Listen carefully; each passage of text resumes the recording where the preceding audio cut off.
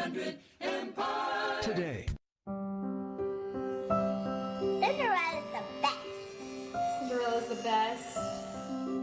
My little girl loves wearing princess dresses almost every day. Irma has high-risk neuroblastoma.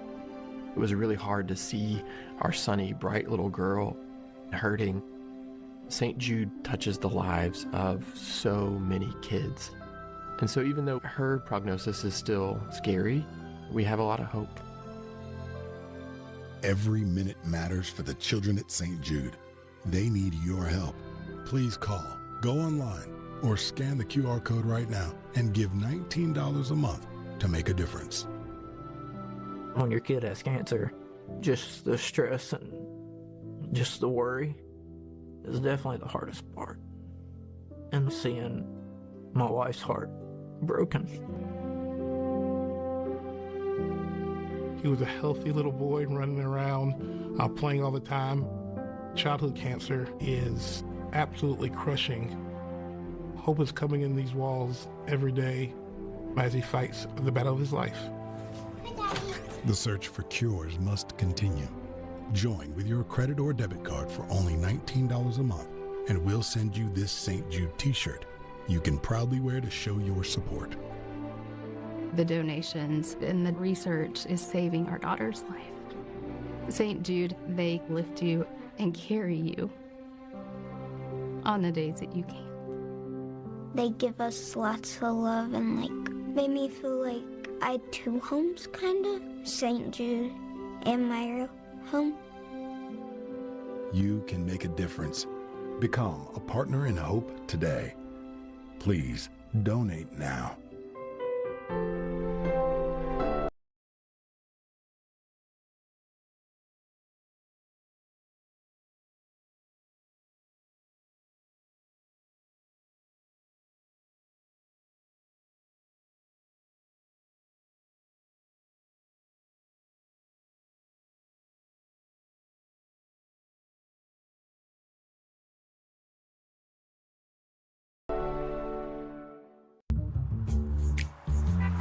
These days, the world is moving faster than ever, but I like to say, not so fast when it comes to a progressive disease like chronic kidney disease. Jardiance is a little pill proven to slow the progression of CKD and reduce the risk of kidney failure, which can lead to dialysis.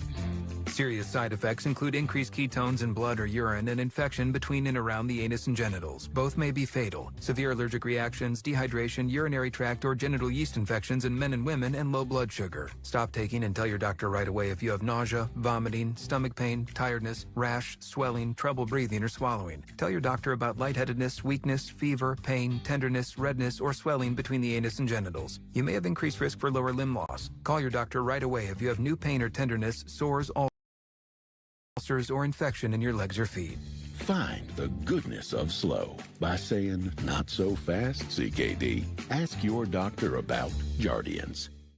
We knew our last Verbo was going to be incredible. We didn't know the hot tub was broken. But thanks to Verbo Care and 24/7 live support, they moved us. Better place, better hot tub. Got any room for Dad? Think again, Bruce. Yeah. Teenagers are full of surprises. Verbo is not. If you know, you're Verbo.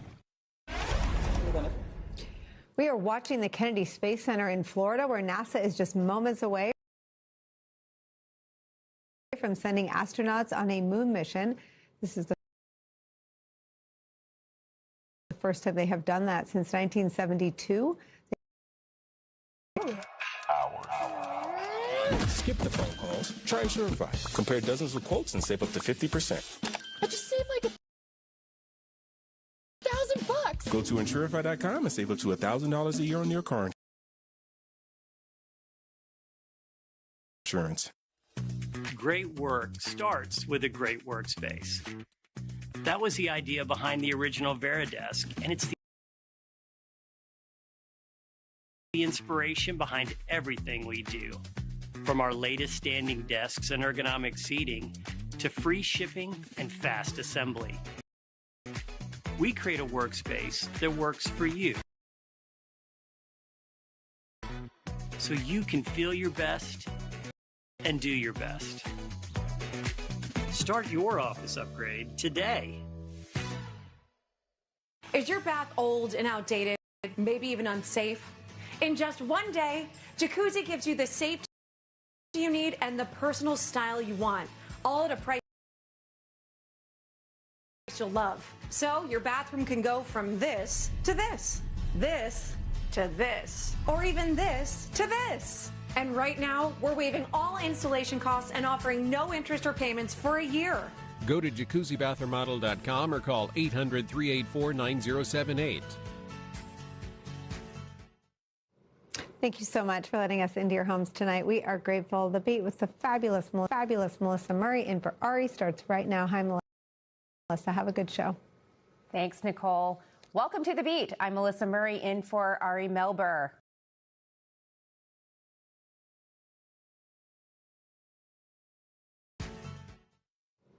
Thank you so much for letting us into your homes tonight. We are grateful. The Beat with the fabulous Melissa Murray in for Ari starts right now. Hi, Melissa. Have a good show. Thanks, Nicole. Welcome to The Beat. I'm Melissa Murray in for Ari Melber. And we have got a huge night ahead. And it starts with what you are seeing on your screen right now, the imminent launch of Artemis 2, the first crewed mission around the moon in more than 50 years. Liftoff is expected this hour, and we will be bringing it to you live. Later in the show, we're going to talk about another historic first, this time on Earth. The President of the United States attending oral arguments at the Supreme Court today as the court considers his attempt to end birthright citizenship.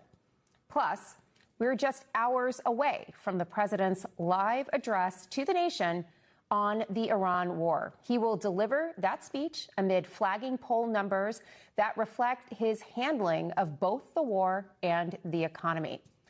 But tonight, we are going to start with MS Now's Josh Einiger, who is live at the Kennedy Space Center in Florida. Josh, what does it look like there for the launch? Is it all systems go? Well, so far, so good, Melissa. I've actually been listening in this ear to the mission control updates, and there was just an issue that has come up involving a battery on the Orion or the Artemis, the whole launcher, behind me in the distance back there, behind me, the SLS rocket. Right now, they're working on troubleshooting that. We have not yet heard if that's going to impact the actual launch. The launch window launch tomorrow. They've got several windows over the next few days, Melissa, and then if they miss all of them, there's one more at the end of the month.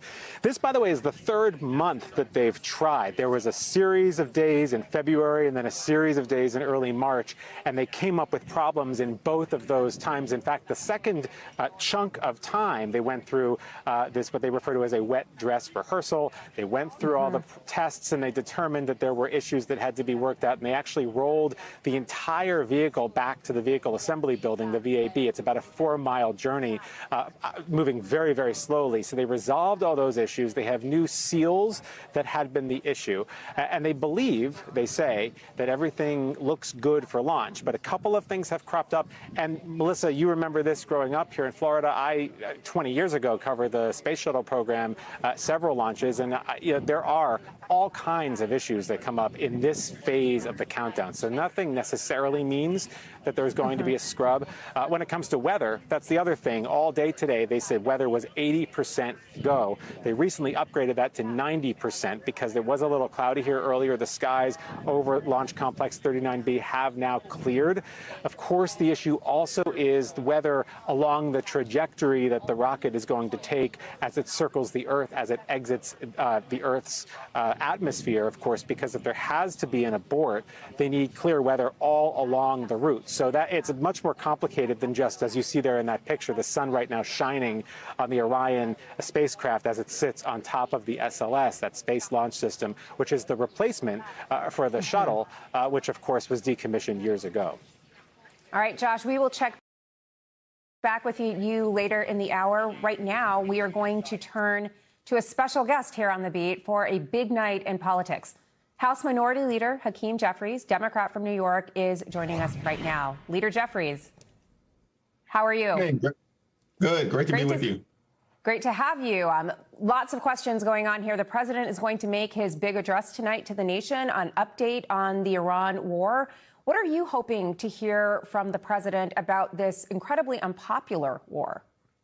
Donald Trump and Republicans have gotten us into a reckless war of choice with no plan, no objectives, and no clear exit strategy. The war clearly has not made us safer, but it has made life more expensive in this country, and it needs to end. Now, the American people have, as you've pointed out, Melissa, have expressed themselves from the very beginning of this conflict, because our view in totality is that billions of dollars are being wasted right now to drop bombs in the Middle East. But the same group of extremists, Donald Trump and Republicans in the House and the Senate, won't even spend a dime to make life more affordable for the American people. In fact, we know what the war is doing. It's increasing costs. Gas prices are skyrocketing through the roof, and it's hurting everyday Americans all across the country. So tonight, are you hoping to hear a plan for withdrawing from Iran? And if so, what will that mean for the control of the Strait of Hormuz, which still remains in the hands of Iran? That's a challenge that Donald Trump, of course, has created, had no clear strategy or preparation done to deal with this eventuality.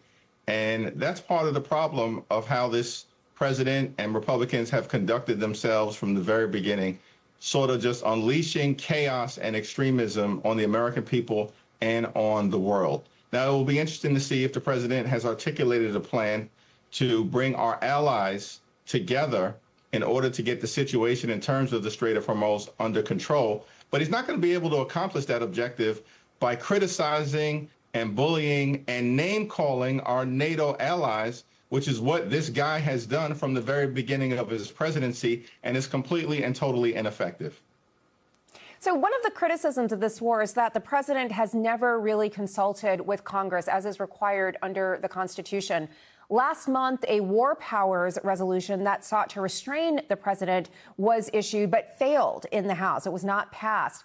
As this unpopular war continues, do you think the momentum on Capitol Hill is going to shift? And do you think there will be more members of the Republican Party who are willing to criticize this president and the way this war has been conducted in the absence of congressional approval? Certainly is my hope, but I'm not holding my breath, because House Republicans have from the very beginning of this presidency conducting themselves not as not as a separate and co-equal branch of government, but actually like a wholly owned subsidiary of the Trump cartel. These people continue to bury their heads in the sand and just serve like a reckless rubber stamp for Donald Trump's extreme agenda. The war is so deeply unpopular. It's been so ineffective in accomplishing whatever objectives Donald Trump has articulated from day to day. And of course, it's making life more expensive for the American people. It is my hope that upon our return, when we will have the ability to bring another war powers resolution to the floor of the House, that a handful of House Republicans, we just need a few more to join us, and we can successfully enact a resolution that would require Donald Trump to end the war immediately. You mentioned one of the dynamics that has made this war so unpopular has had real constraints on affordability. Now the White House is reportedly eyeing a $200 billion funding request for the war. And the president has also reportedly suggested that additional cuts to health care may be necessary to fund the war. How is the Democratic caucus going to respond to these measures? Will you be opposing this? Will you seek concessions on other issues? Are you planning to make this an issue as we go into the midterm cycle? Well, it's my expectation that there will be strong opposition amongst House Democrats and Senate Democrats, as has already been expressed by many members across the Capitol. And, by the way, there should be some Republicans who join us. The notion that Donald Trump entered this country into a reckless war of choice, is spending billions of dollars to drop bombs in Iran, but won't spend a dime to actually extend the Affordable Care Act tax credits, to reverse the Medicaid cuts, to deal with the damage that has been done to the economy as a result of the Trump tariffs, and then wants to come back to the taxpayers and ask us for as much as potentially $200 billion is out of control. And, you know, I think one of the reasons why Donald Trump is now talking about trying to do this through the budget reconciliation process is because he knows his only hope is to try to jam this down the throats of the American people in an extreme partisan way. But I think the American people, as they've done with the one big ugly bill, will furiously react to any effort to continue to cut health care or cut nutritional assistance in order to actually fund Donald Trump's reckless war of choice. Well, there was widespread public outrage about the bill that you just mentioned, but it did ultimately pass. Are there steps that you all are taking to oppose this potential funding measure if it comes to the floor of the House? And what might it look like in the Senate? Well, it passed by a single vote, I believe, in both the House and in the Senate. And that was, of course, as a result of the fact that Republicans largely did what Donald Trump told them to do, notwithstanding the fact that many Republicans had previously committed not to cutting Medicaid or not to cutting nutritional assistance. What we'll need to do is just get a handful of House Republicans to join us. We'll just need one or two more. And I expect there will be complete Democratic opposition in the House and in the Senate, as was the case against the one big ugly bill. And we just have to continue to forcefully lay things out for the American people. The American people want their taxpayer dollars spent to make their life more affordable, not actually to rip away health care, to unleash violent, masked, and untrained ICE agents to brutalize and in some cases kill the American citizens. And now, of course, dealing with this dynamic as it relates to funding a deeply unpopular war. Speaking of ICE, there is now a measure that is likely, that has gone through to continue funding DHS, although there is an exemption for the provisions that would fund ICE and Customs and Border Control enforcement. What was the process like for that? Are you and your caucus happy with this resolution to what has been a standoff with the administration? Well, what we've made clear to Donald Trump and Republicans during this entire Trump-Republican shutdown of the Department of Homeland Security is that we should fund TSA, fund FEMA, fund the Coast Guard, fund our cybersecurity professionals, and make sure that there are actually dramatic, bold, meaningful changes to ICE so that ICE is brought back under control, because we know they're conducting themselves in a violent and extreme fashion. Immigration enforcement in this country should be fair, just, and humane. We need to get the Department of Homeland Security reopened in terms of every other part of it that doesn't relate to Donald Trump's violent mass deportation machine. And that's a positive outcome from the American people, while we continue to fight the battles that need to be fought in terms of the type of reforms that need to be put into place before ICE gets another dime in taxpayer dollars. So, Leader Jeffries, President Trump was at the Supreme Court this morning. What do you think that was about? Why did he choose to attend these oral arguments, the first time a president has ever done so? What was the play here? Well, it was very king-like behavior, it appears, in terms of Donald Trump showing up. I don't know whether he was trying to intimidate the justices that he had previously appointed in some instances, but I think appropriately so. And you certainly are one of the top legal scholars in the country. But the Constitution, the 14th Amendment, the birthright citizenship clause, is very clear. And as I think it was Justice Roberts pointed out, while the Trump administration, for whatever reason, is arguing that times have changed, of course that is in fact the case. This was a Reconstruction Amendment, but the Constitution remains the same, and that has not been changed. And so hopefully Supreme Court justices are going to do the right thing in terms of ruling, as has been the case in prior Supreme Court decisions or every other federal court that has considered this matter. And Donald Trump's last-ditch desperate effort to show up and try to intimidate the justices will go nowhere. All right. Leader Jeffries, thanks so much for joining us to get us started tonight. Thank you. Just ahead, we are minutes from the launch of Artemis 2. This is the first crewed mission around the moon in more than 50 years. And liftoff is coming up. We'll cover that when we come right back from this break.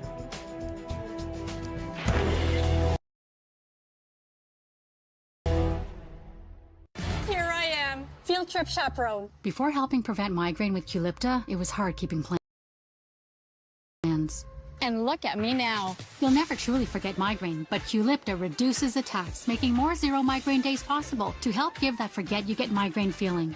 Don't take if allergic. Stop taking and get help right away for allergic reactions like trouble breathing, face, lip, or tongue swelling, itching, or rash. Tell your doctor about increased blood pressure or color changes, pain, or numbness in fingers or toes. Ask your doctor about Qulipta to help prevent migraine. Asthma. Does it have you missing out on what you love? Get back to better breathing with Fasenra, an add-on treatment for eosinophilic asthma. Fasenra is not for sudden breathing problems. Serious allergic reactions, including anaphylaxis, may occur. Get help right away for swelling of your face, mouth, tongue, or trouble breathing. Don't stop asthma treatments, including oral steroids, without talking with your doctor. Tell your doctor if your asthma worsens or you have a parasitic infection. Headache and sore throat may occur. Ask your doctor if Fasenra is right for you. My name is Noah. I am 11 years old. I'm a St. Jude patient. Noah means everything to me. He is just my whole heart. My whole heart. After Noah's original diagnosis, initially it was this moment of praying for a miracle because it was a massive tumor in the left side of his brain. Every minute matters for the children at St. Jude. They need your help.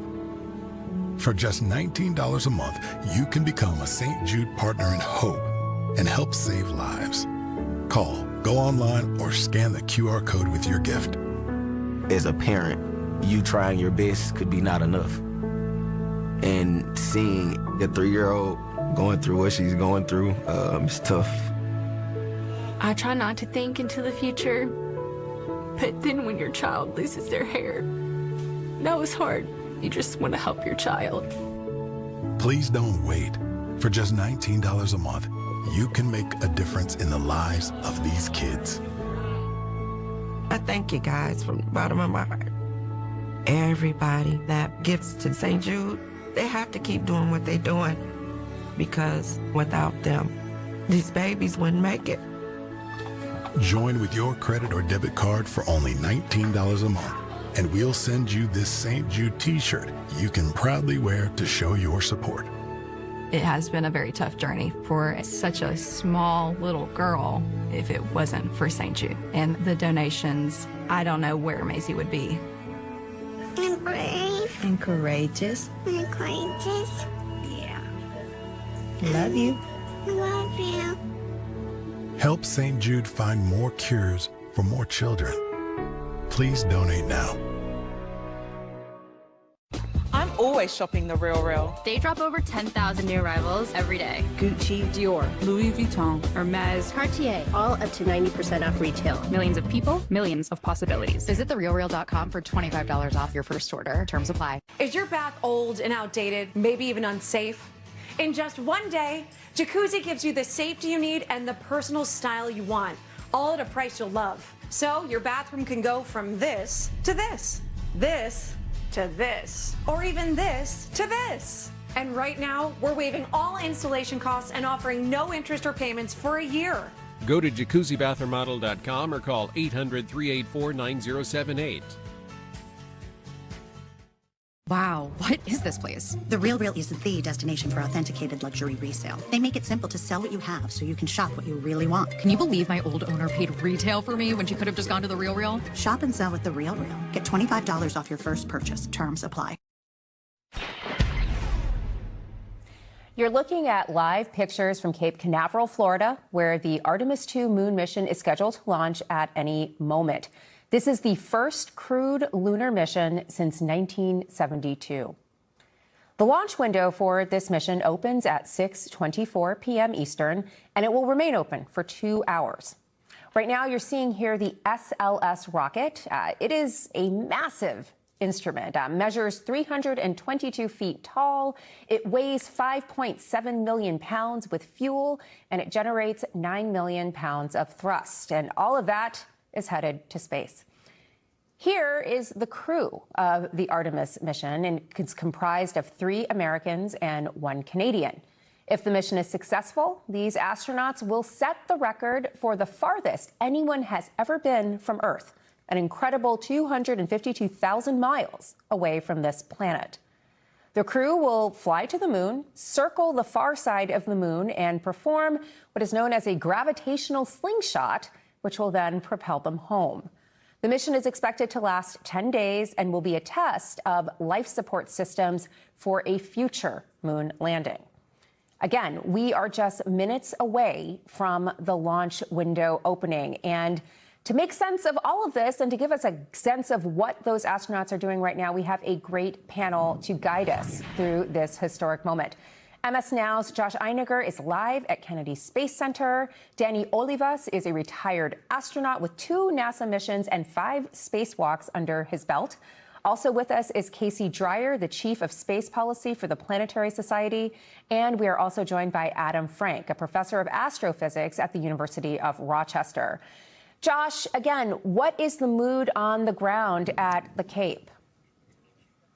Well, there's sort of a hush right now at the press site at Kennedy Space Center, Michelle, because at the moment we are listening. I'm listening in this ear right now, and a lot of people are listening to the NASA team right now doing their final poll for launch, all the various modules within the launch control, within the flight testing control. They've been going from point to point to point, asking if they are a go for launch, and the crew just said they are a go for launch. So right now we are waiting for them to resume the count. They are right now in what they call a 10-minute hold, where they hold the countdown at 10 minutes and give the launch team time to really make sure their T's are crossed and their I's are dotted and they are ready for a safe launch. As you said, there is a 2-hour window that starts at 6:24, but it doesn't end, of course, until 8:24. And so they have a cushion of time. They don't really have to actually start the launch sequence and launch at 6:24.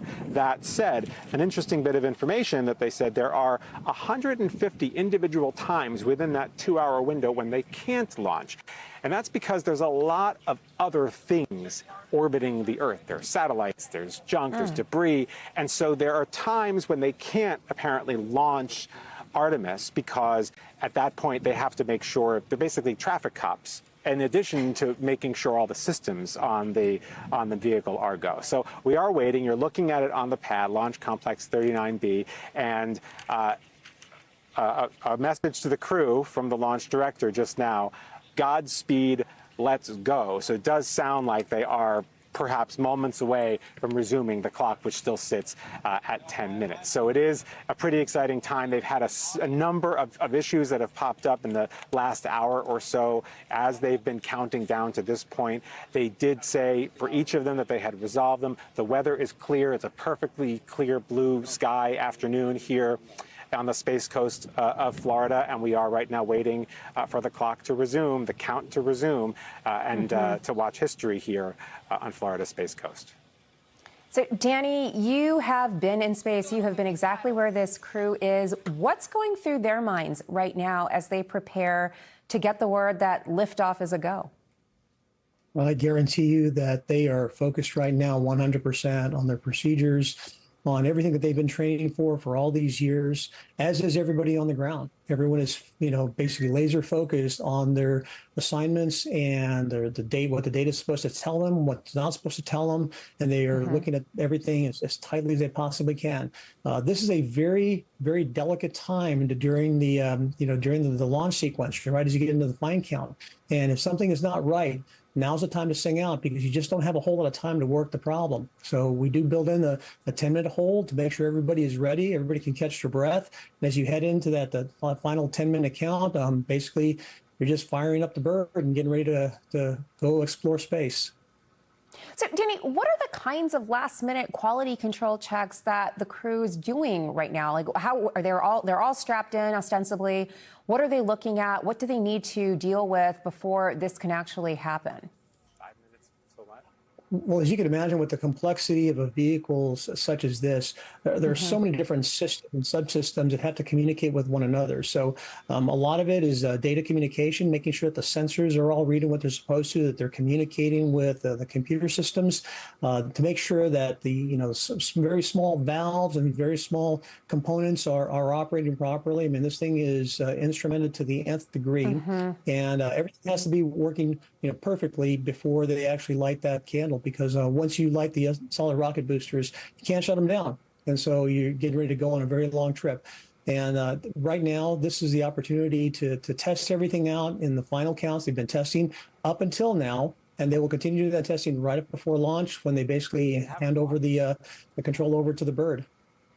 So, Danny, when you were in this position, what did your day look like? The day you were going to light the candle and go off into space, how did you start your day? What do you do? Like, are there special protocols about what you can eat and how you prepare for the rest of the day? Like, what does it look like? Well, a lot of people think that all they do is simply just drive up to the bird, jump on top of it, and then away you go, right? I guarantee you this crew has already been putting in a full day and a half of work on their end. They started early this morning with their pre-flight checks. They loaded up around, I guess, around the 2 p.m. Eastern time. So they have actually been, in place and actually working with the ground team, the launch control team, to make sure that the bird is healthy and ready to go.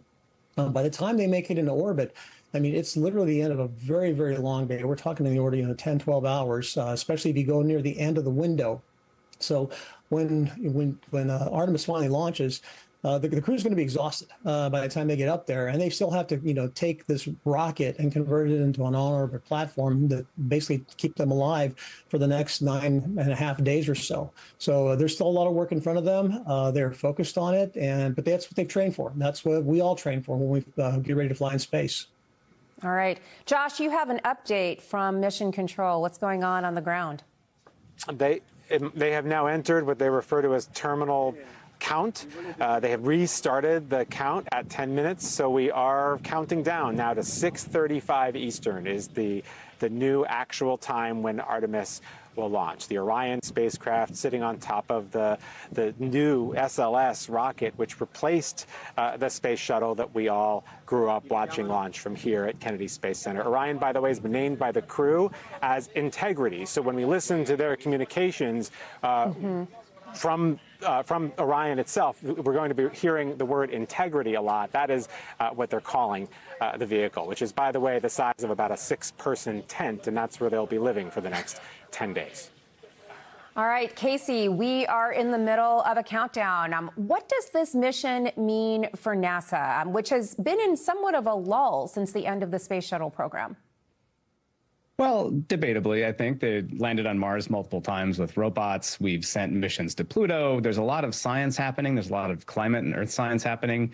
Human spaceflight has been in a transition period, and I think we're seeing the end of this transition period today. The Space Shuttle was a 40-year program. This rocket that they're sitting on now is a direct descendant of the Space Shuttle. It was actually mandated by Congress in 2010. This is the first time it's flying with humans. During that time, we have all this new era of commercial rockets like SpaceX Falcon, which actually carries astronauts too, but only to orbit.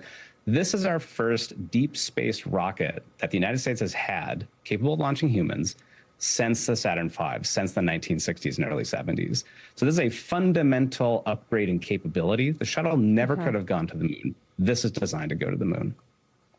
Right, Professor, why is it so important to head back to the moon? What's the play here for the space program? And again, this isn't going to land on the moon, but it will get around the moon and is understood to be a dress rehearsal for future moon landings. What's the importance of the moon here for the space program? Well, the important thing is, 50 years ago, we went and then we stopped going because we'd done what we needed to do, which at the time was kind of beat the Russians. But now everything has changed, right? Now we're going back to the moon and we're going to stay.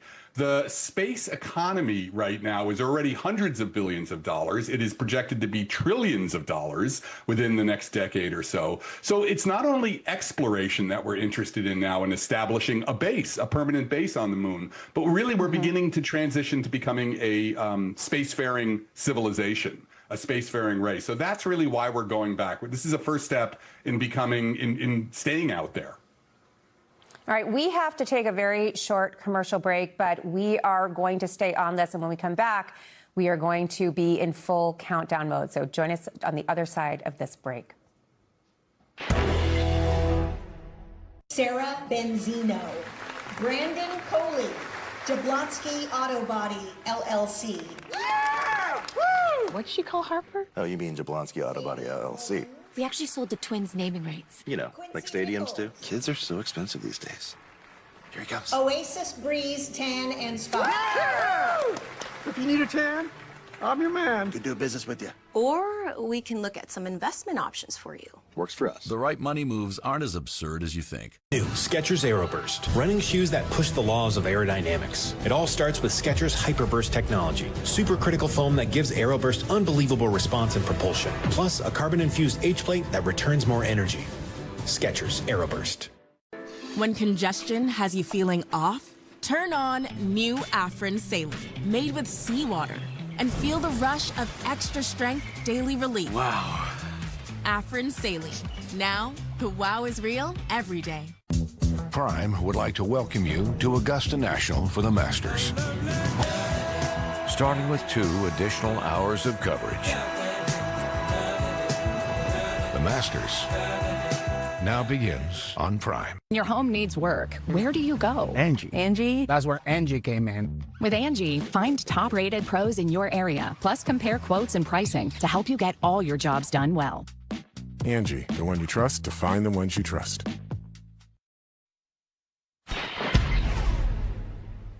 You are seeing live pictures from Cape Canaveral, Florida, where the Artemis 2 lunar mission is set to launch in just a few minutes. We have an all-star crew here in this studio, here on live with us, telling us what is going on the ground there. I want to go back to you, Danny. What is it like in the rocket separation process? What will it feel like for this crew as they begin to feel the kinds of G-forces that will be pulling on them as the spacecraft separates from the rockets that take it into the air? The engines that are being used on SLS are actually the same style of engines that were built for the space shuttle era. And I can tell you from firsthand experience that the feeling is exhilarating and extremely, I guess it's hard to describe how incredibly violent and significant those vibrations are. You know, it's the maximum extent of random vibrations you could possibly imagine. There's no way that your eyeballs can keep up with it. And it really gives you quite a bit of a shaking. And the crew's going to feel that. As soon as they, 6 seconds prior to launch, they'll fire up the main engines, make sure that they're running healthy because those run on liquid oxygen. But then when they get to T-0, the solid rocket boosters will light. And as soon as that happens, there'll be a big kick in the pants. And next thing you know, you're on your way. And it is a lot of vibration as you make your way up. You eventually go through 3G throttling as they throttle back the engines before they do hit go through maximum.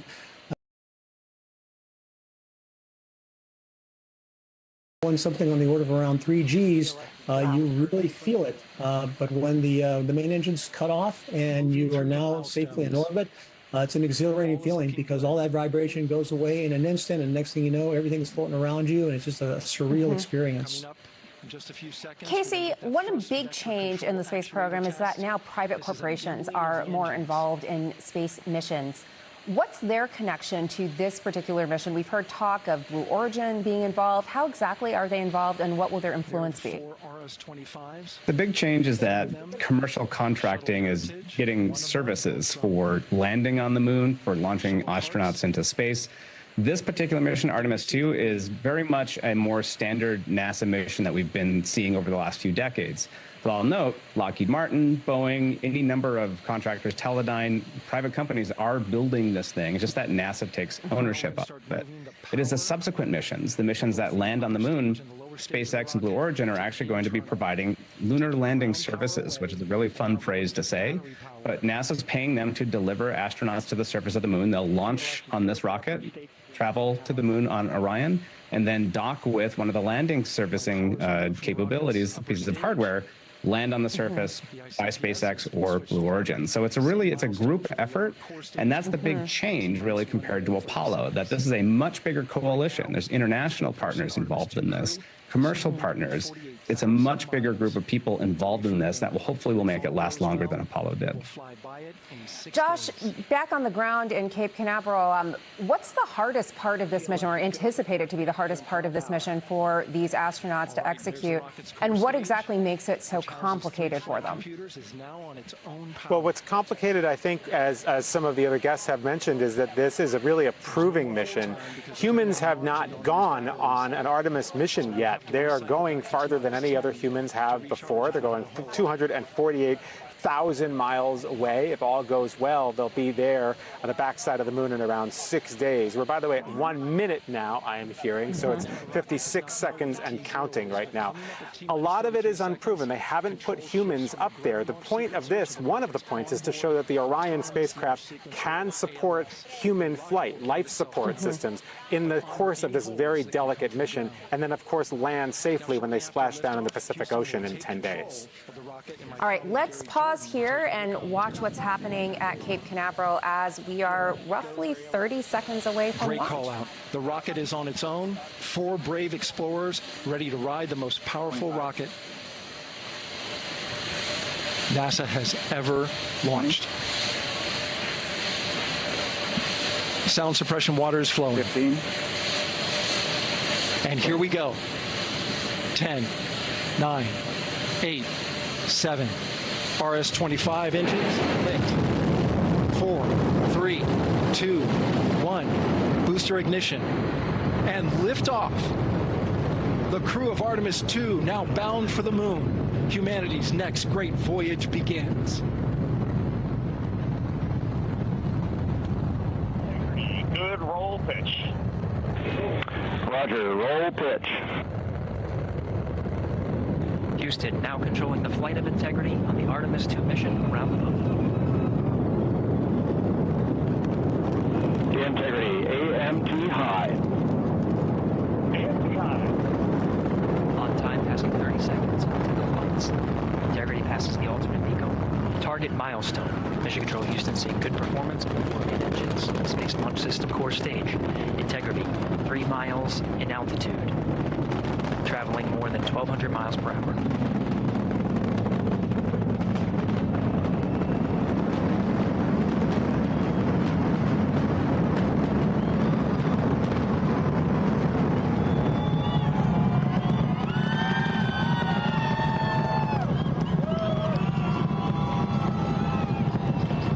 Mission elapsed time, passing 1 minute, approaching max Q. On, Ponce de Leon. Stan, we have you loud and clear on Ponce de Leon. Have you the same. Communication signal transfer confirmed as Integrity and its crew go supersonic. Approaching 90 seconds into the Artemis II mission. Integrity is 14 miles in altitude, 8 miles downrange, traveling more than 2,600 miles per hour.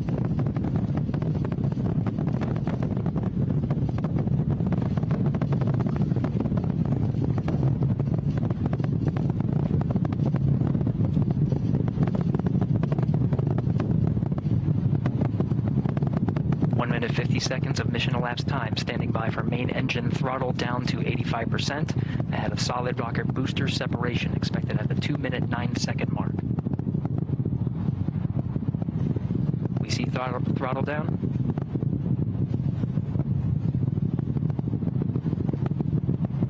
Confirmed separation. Main engine's throttling up, guidance converged.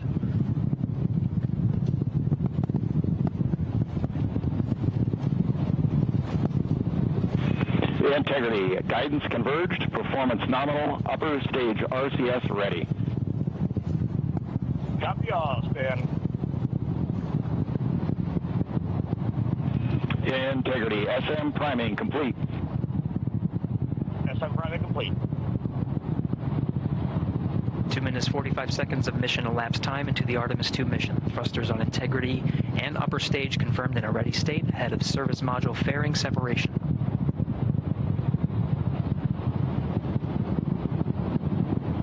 3 minutes into the flight. Integrity, 49 miles in altitude, 78 miles downrange, now passing 5,000 miles per hour.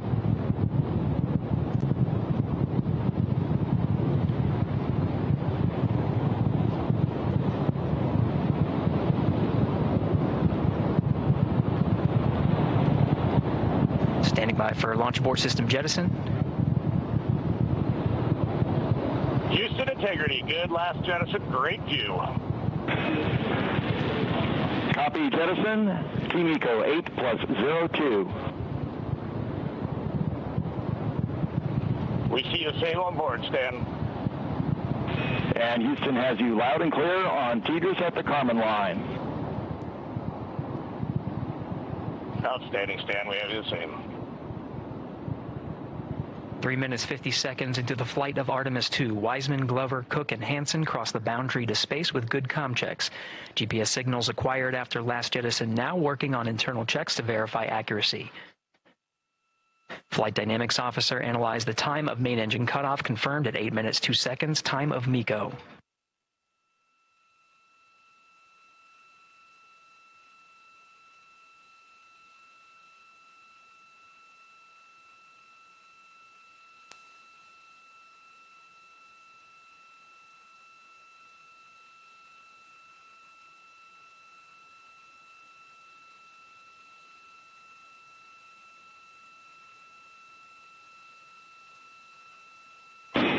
Integrity, GPS processing. Outstanding, Stan. We see the same, and we have a beautiful moonrise. We're headed right at it.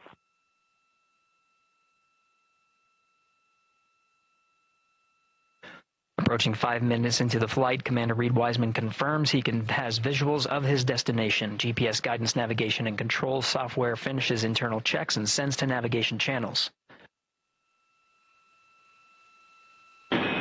Integrity, 3 engine press. 3 engine press. On time, now passing 5 minutes 20 seconds of mission elapsed time into the Artemis 2 mission. At this point, 3 good main engines are all that's needed to carry Integrity to a nominal main engine cutoff target. Though at this time, we're seeing 4 good engines here in Mission Control Houston. Integrity, 75 miles in altitude, 330 miles downrange, approaching 10,000 miles per hour.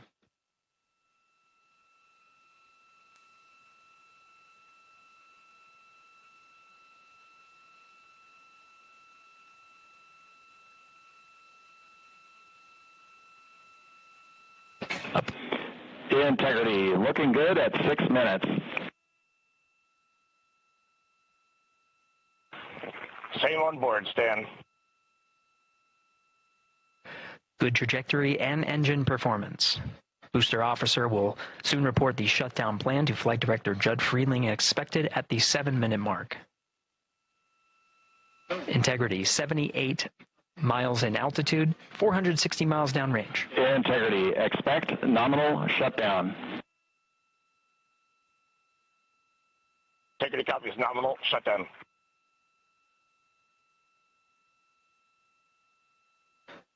Six minutes 40 seconds of mission elapsed time. Shutdown plan is as expected. Again, the time of MECO was confirmed at 8 minutes 2 seconds into the flight.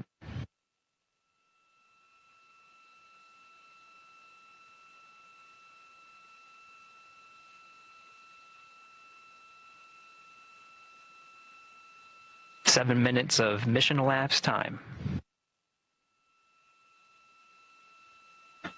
Throttling down as we approach the abort once around option.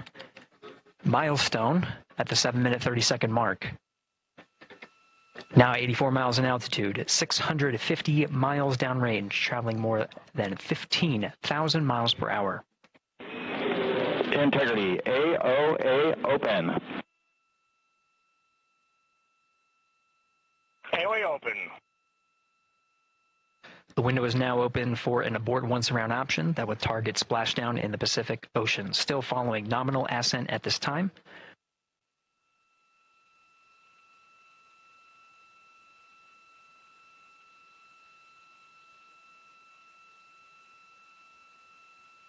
About 10 seconds remaining until the main engine cutoff of the Space Launch System core stage. Standing by for confirmation of MECO and core stage separation.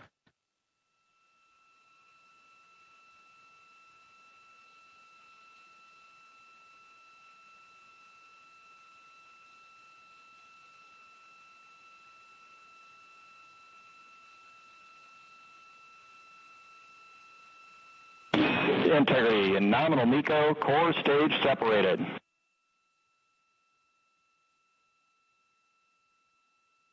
We see the same on board, Stan.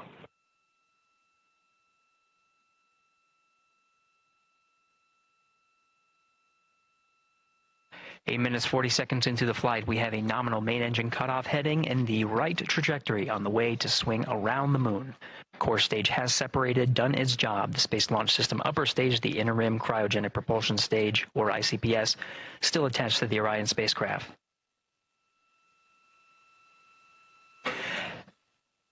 Nine minutes of mission elapsed time. Integrity crew of Reed Wiseman, Victor Glover, Christina Cook, and Jeremy Hansen now in orbit around the Earth at the beginning of their journey to the moon.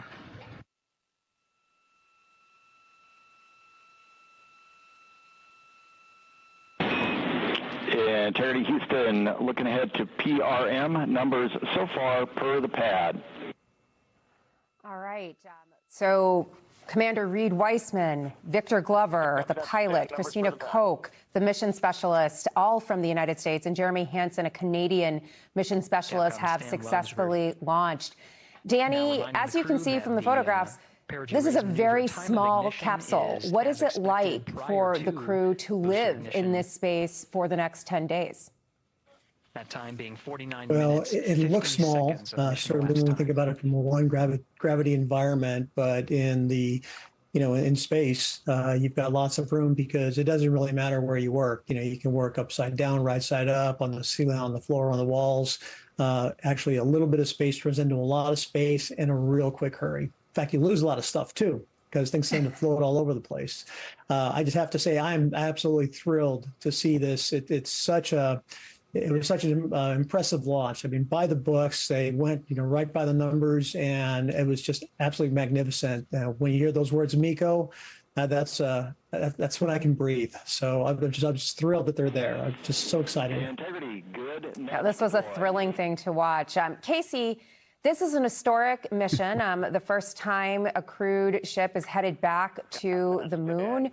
And it's historic in a lot of other ways. The nature of the crew. Pilot Victor Glover is going to be the first African-American on a lunar mission. Christina Koch will be the first woman to circumnavigate the moon. What does their selection represent for the future of space travel? Yeah, I mean, it's certainly much more representative of the country that is funding this whole endeavor. But I'm sorry, this was the most amazing thing I'd ever seen. It's the first time I've seen a launch to the moon, right? Like that. This used to be history for anyone under the age of 54. This is spectacular. This is how many engineers and scientists were just made because of that moment we just watched. Scott, I'm looking at you. You are going to be. I know so many kids watching this, and it's just spectacular. What an amazing thing. And as calm as those NASA announcers sound, being there in person, that is the most intense and amazing experience just to witness. You feel the power of these things. It is. What an astonishing event we just witnessed. And again, this is why we do these kind of amazing things. It reminds us what we're capable of, and it really brings out literally the best in us and all the astronauts and tapping from our from all the talent that we have available to us in this country and all of our allies. It's fantastic. No, it is an amazing thing to watch. And as you say, we do these things not because they are easy, but because they are hard. Professor Frank, these astronauts have done something that most Americans can only dream of, and yet this mission may have real consequences for life on this planet and beyond. So what does this mission mean for the American public and the future of space exploration and the scientific gains that may be gleaned from it? In the meantime, yeah, I have to say, first of all, I also have to have my moment. I mean, this is just such an extraordinary thing. And to your point, what just happened is something that will be remembered long after all of us, anybody alive today, is long gone. Because this is not just a launch, to go to the moon. This is really the opening of permanently opening the frontier beyond Earth orbit. Like, we've been in Earth orbit now for decades, but to actually open up the rest of the solar system.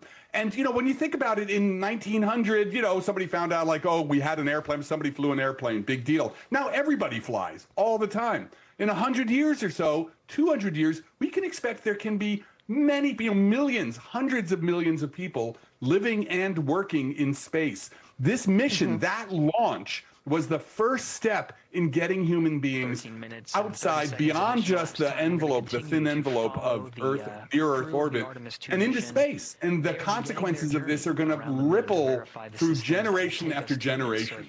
Incredible ascent. Josh, we're all a little verklempt here. What's the mood like on the Space Coast? I mean, you know, it's easy to be verklempt watching it on the TV. From here, I mean, it's impossible to describe what it's like to see one of these things in person. We're 4 miles away from the launch pad, and it is just. You know, it's the force is so incredibly intense. It shakes your insides together. It shakes the water on the lagoon behind me. Everything just shakes. Our equipment went offline briefly. It was taking some hits. So that's how powerful this was. And I just want to say, and I've been hearing what people have been saying on this panel, this incredibly distinguished panel. This is such a triumph of ingenuity, and it really is just such a culmination of years and years of work by thousands of people, not just the 4 astronauts on board Integrity, but this entire space program. This has been in the works now for about a decade, and so far they are on track to reaching their goal. There are a lot of steps along the way between now and when they actually make their moonshot later this week. But you know, look, the actual launch of a rocket like this is so fraught. There are so many points where things can go wrong, and to see it go successfully is just an amazing sight to see. Well, to your point, I remember growing up in Florida, it was not uncommon to know families who were connected to the space program in some capacity, and these days were heady ones, but also really complicated, I think, for people who are watching, people who had loved ones who are connected to the mission. As you say, lots of things can happen. A mission can be scuttled, things can go wrong. What was the mood like among the crowd as these astronauts exited Earth's orbit safely? So where we are is a site within the Kennedy Space Center complex, and it's mostly press and NASA employees who are back behind us. And these are people who do this for a living, who were cheering, jumping up and down and cheering when this was happening. There are thousands, tens of thousands of people up and down the Space Coast who were watching this from public parks a little bit farther away, but still close enough to get a really good look. This is a huge tourism boom to this part of Florida, which has not seen something like this in quite some time. Hotels have been booked solid for weeks. In fact, they've been booked and then unbooked because people who've wanted to come here from all around the world, frankly, booked trips in February, and then the February launch windows were scrubbed. And then they booked trips again in March, they were scrubbed. And now here we are, April Fool's Day, but this was no joke. This really went. And this is a big, big, big part of history that we are witnessing right now. Right, we can see them strapped in there earlier in the day. Can I come back to you, Josh? Just again, the mood was so ebullient when this happened, but obviously this is an ongoing mission. They're going to be working on what is happening on the craft itself, all of the various tasks that they have to do here. What's the next big milestone for mission control and this crew? So like you said, there's a whole series of tests that they have to do to make sure that the actual vehicle is working properly, the systems on board are working properly, and it's going to be another day or two before they begin the sequence of events that slingshots them around the moon. Remember, this trip is mostly a proving mission, right? It's a way for NASA to show that the Orion spacecraft and the SLS that sent it up into orbit are viable for this series of moon missions, this priority on the part of the Space Administration and the part of NASA to build a base on the moon and then use that as a base for future deep space exploration. For as long as man has been looking at the sky, man has wanted to go to the moon, man has wanted to go to Mars, man has wanted to go and explore deep space. I have not, Josh, now, just to be clear. Well, right, and I should say humankind, but of course, I like standing here and watching it myself. But it is the sort of the just the the magic of exploration that really does attract so many people's attention. And quite frankly, in the last several years, NASA has not really provided public inspiration the way it did before when you and I were growing up. And the new administrator of NASA, Jared Isaacman, has been very clear, saying he wants kids to grow up and dress up as astronauts for Halloween again, which they haven't done in quite some time. This is a priority at the highest levels of the federal government right now, and they appear, at least a few minutes into this mission, to be well on their way. All right, Danny, just before we go, the next big point for these astronauts, obviously the work that they have to do there, but we are going to see them re-enter the Earth's orbit in 10 days. What does that look like? What challenges do they face? And what will you be looking for? They're going to come in screaming at close to 25,000 miles an hour, and the temperature on the stagnation point will reach somewhere on the order of about 5,000 degrees Fahrenheit. So it'll be sporty, but the crew is ready. The vehicle's ready. We have some experience with Artemis 1. We learned a lot as a result of that test flight. And by the time the crew comes home, they will have accomplished something that this country hasn't seen in a long time. And they will have done so in a diverse manner, where we have demonstrated the wonder that we can accomplish through embracing the diversity of what America is. I mean, everything and everyone. Tens of thousands of engineers and scientists and researchers and space lovers across our country have come to make this mission happen. And we have 4 astronauts right now that are making their way to the moon to come back and prove that we can do phenomenal things when we work together. And a whole generation of space lovers born tonight on this historic evening. Josh Einiger, Danny Olivas, Casey Dreyer, and Professor Adam Frank, thank you so much for walking us through all of this. We will be right back. Dry, tired, itchy, burning. My dry eye symptoms got worse over time. My eye doctor explained the root was inflammation. Xiidra was made for that, so relief is lasting. Xiidra treats the signs and symptoms of dry eye disease. Don't use if allergic to Xiidra and seek medical help if needed. Common side effects include eye irritation, discomfort, blurred vision, and unusual taste sensation. Don't touch container tip to your eye or any surface. Before using Xiidra, remove contact lenses and wait 15 minutes before reinserting. Dry eye over and over. It's time for Xiidra. Sarah Benzino, Brandon Coley, Jablonski Auto Body, LLC. What'd she call Harper? Oh, you mean Jablonski Auto Body, LLC. We actually sold the twins naming rights. You know, like stadiums do. Kids are so expensive these days. Here he comes. Oasis Breeze Tan and Spa. If you need a tan, I'm your man. Could do business with you. Or we can look at some investment options for you. Works for us. The right money moves aren't as absurd as you think. Many abused and neglected animals are hungry and need help right now. Many animals are starving, wondering if food will ever come, with the unbearable pain that comes with that, and they need our help. There are animals that have no idea when their next meal will come. They can't even remember when their last meal was.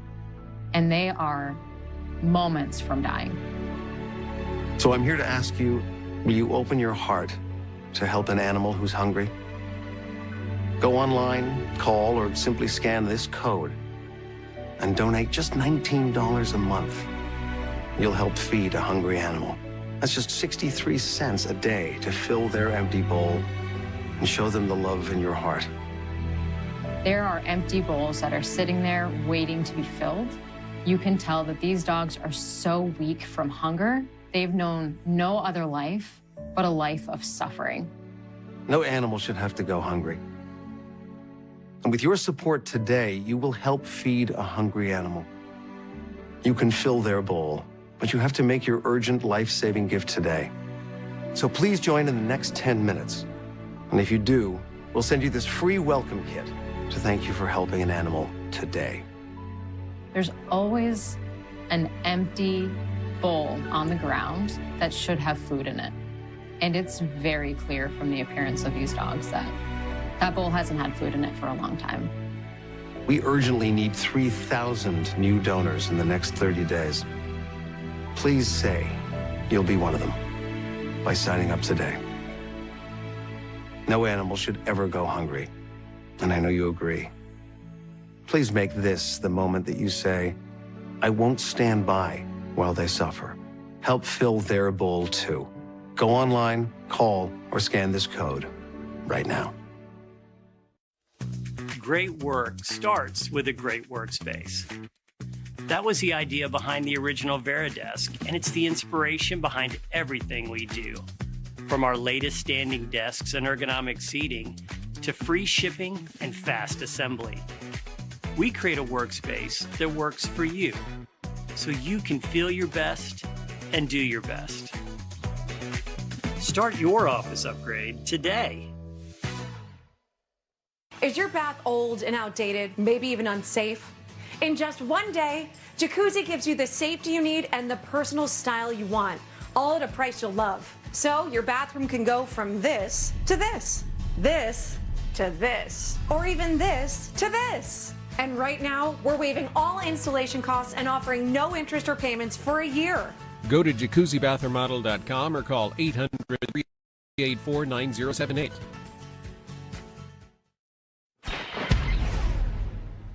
Thanks for joining us tonight as America once again makes its way back to the moon. That does it for me. The weeknight is up next. Good evening and welcome to the weeknight. I am Alicia Menendez with Michael Steele and Simone Sanders Townsend. Folks, we have a big show full of breaking news straight ahead. But let's first discuss the Artemis 2 moon mission that just launched from the Kennedy Space Center in Cape Canaveral, Florida.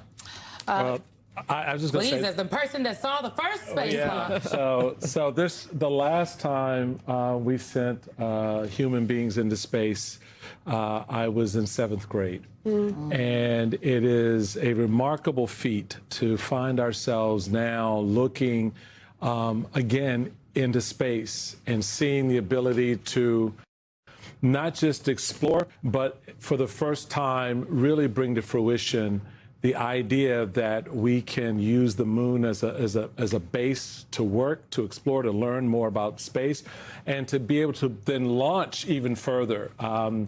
Mars to me has always been kind of like, one of those things. The moon for me is the big, because if you can do the moon, it's like New York. If you can make it there, you can make it anywhere, right? It's so exciting. After when Michael Steele was in 7th grade and saw that moon launch, it was after we beat the Soviets that we, kind of, as Americans, kind of abandoned our space program. They cut the NASA budget and whatnot.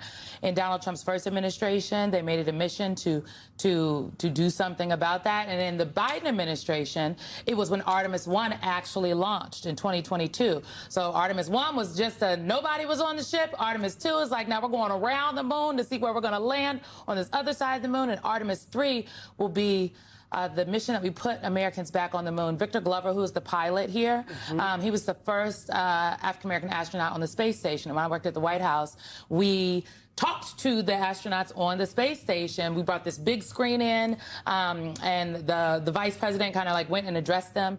Fun fact, the vice president is over the space program, fun fact. So they chair the Space Council. So I already was interested in NASA, but that was one of the highlights, really getting to see the space station, see the astronauts floating over there, no gravity. There's so many terrible things, Alicia, are happening in the world. It feels extremely chaotic. It's crazy out there. But today is a reminder that in the midst of all the chaos, amazing things can and are still happening. So this Artemis 2 is going to travel farther from Earth than any crewed mission since Apollo. As you said, Simone, absolutely breathtaking to watch this. And as you said, because we're in a moment where we wonder, one, if progress is possible. We wonder what the cost of a period of time where we have not only not made progress, but have had to sustain rollbacks to the progress that has been made, to see the fact that we are still investing in the possibility of a better world, that we are thinking about the possibility of putting men and women on the moon. That type of lunar exploration is a bright light in a very dark time. Hopefully, real quick, future astronauts were born from this launch today. Oh, say that, Michael Steele, say that. All right, while we talk about progress, let's also talk about regression. We're going to turn to the other breaking story of the day. A Supreme Court deeply skeptical of Donald Trump's efforts to upend the Constitution by ending birthright citizenship. Under question, the 14th Amendment, the president's executive order removing automatic citizenship from children born on U.S. soil to undocumented immigrants. A majority of the justices appear to cast doubt over the administration's case, including conservative justices appointed by Trump. One seemingly critical moment came when Justice Brett Kavanaugh asked about the separation of powers and Congress's ability to restrict citizenship policy. Here is ACLU attorney Cecilia Wong's response. Even if they passed it 435-0 in the House and 100-0 in the Senate and said we're carving out a new, by analogy to the existing categories, a new exception, your point is no, they're closed, they're frozen forever. Correct. And the way I would put it is that the citizenship clause of the 14th Amendment, again, has a universal rule with a closed set of exceptions. It sets a floor. Floor, not a ceiling. Another important moment came when Solicitor General John Sauer, arguing for the Trump administration, was confronted by Chief Justice John Roberts. You obviously put a lot of weight on subject to the jurisdiction thereof.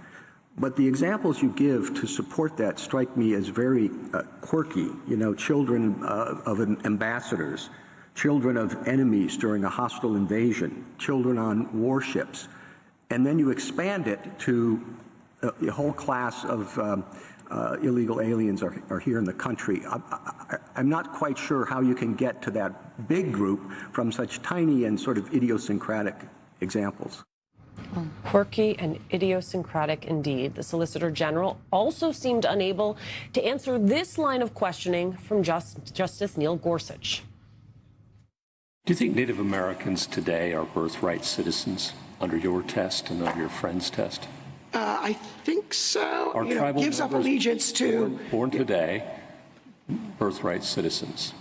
I think so on our test. Yeah, if they're lawfully domiciled here. Okay. I'm not sure. I have to think that through. In a possible attempt at intimidation, President Donald Trump attended today's arguments, the first president to ever do so. He stayed there for over an hour, skipping out shortly after the Solicitor General finished. But he stayed long enough for this notable exchange. We're in a new world now, as Justice Alito pointed out, to where 8 billion people are one plane ride away from having a child who's a U.S. citizen. Well, it's a new world. It's the same Constitution. Joining us now, Andrea Flores, former DHS and White House official and founder of Securing America's Promise. Also with us, Cody Woofsy, Deputy Project Director of the ACLU's Immigrants' Rights Project. Well, let's just first start. We all watched or listened to the arguments today. You were in the courtroom. What did you think?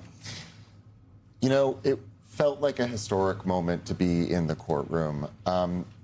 Before the oral argument even began, there's a often sort of paperwork process where people can be sworn in to be members of the Supreme Court bar, and a lot of people were sworn in this morning. And it was people of different races, different ethnicities, different religions.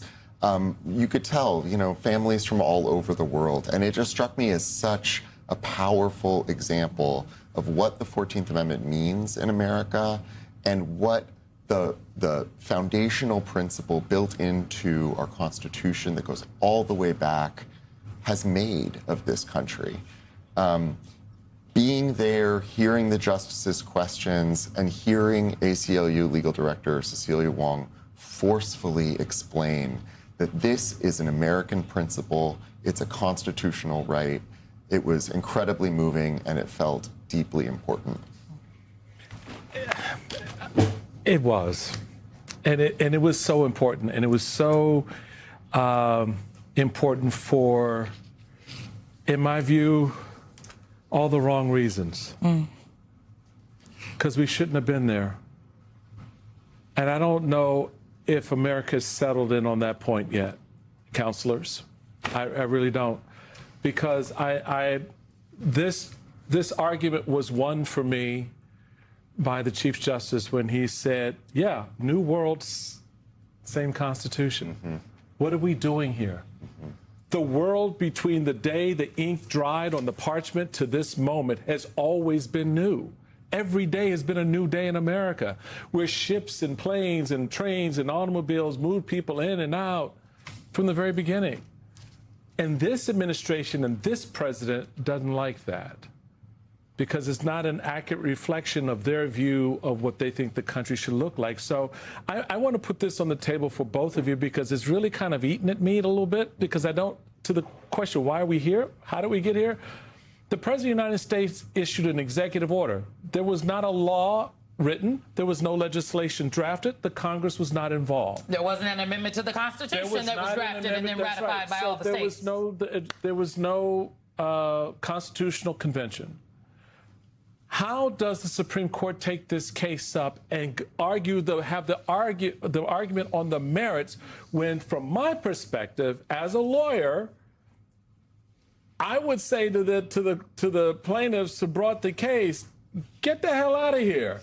You cannot change the Constitution with an executive order. When the United States Congress drafts legislation, sends it out, and is ratified by 38 states to amend the Constitution, and then you're sued on that, come back. How did we get here? How does that happen? What did this court do, in my view, which is the biggest breach of precedent, because this case should never have been brought? I mean, I agree it never should have been brought, and the executive order is a signature day one initiative by this president. And to me, it was the completion of 10 years of him advancing the most extreme anti-immigrant campaign we have seen. Now, this fringe legal theory that they were arguing today in the court is not new to President Trump. It has been raised and it has been funded for decades since the Civil Rights Movement and since the Immigration and Nationality Act was created, eliminating racial quotas.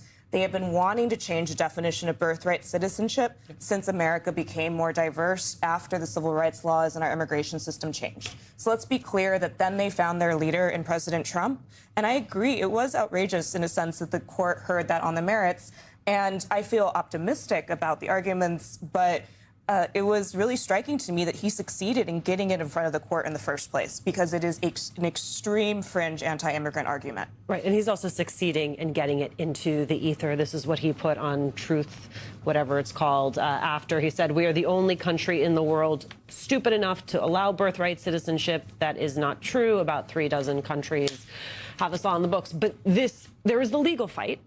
And then there is the cultural fight, which I think we've seen the success they have had there. And then there is what I would argue would be a legislative fight if there was an actual appetite for it. Because even today you had Justice Alito, sorry, I'm losing my pen, I'm so upset, saying essentially, well, the reason we're in this situation is because you have immigration laws on the books that nobody wants to enforce. And he made a veiled reference to people, for example, who have temporary protected status, right? There are all these folks who come here and they're just supposed to be here for a little bit, but then they're not going home, which to me felt like both a justification to answer your question of why are we here, but also a foreshadowing of where they will take this fight next. Because to your point, if this has been funded for over a decade, they're not going to be like, well, we took the fight to the Supreme Court, they decided we were wrong, and now we're going to give up. Where do they go next? Yeah, I mean, I completely agree. This is the outgrowth of what we've seen in the fringiest of the fringe